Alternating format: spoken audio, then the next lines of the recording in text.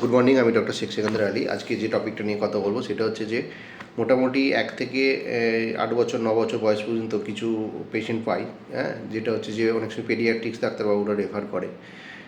তো সেটা হচ্ছে যে বাচ্চারা প্রায় 5-6 দিন ধরে পায়খানা হচ্ছে না, বিভিন্ন ধরনের স্টুল সফটনার ইউজ করা হয়েছে, তা সত্ত্বেও হচ্ছে না। ইভেন এনেমাও দেওয়া হয়েছে, তাতেও হচ্ছে না। তো আজকে আমি একটা বাচ্চা এরকম পাই, 1 বছর 9 মাস বয়স। তো আমাকে একজন এখানে পেডিয়াট্রিক্স ডাক্তারবাবু কল করেন এবং আমি দেখি বাচ্চাটা, আসে আমার চেম্বারে। তো এসে দেখি যে ওর পুরো একদম রেকটাম ফুল অফ হার্ড স্টুল, মানে পুরো একদম শক্ত পায়খানা গোটা রেকটাম জুড়ে আছে। তো আমি ফিঙ্গারের মাধ্যমে সেগুলো সমস্ত বার করি, বার করে তাকে তার যা মেডিকেশন তারপর সেগুলো দিই। তো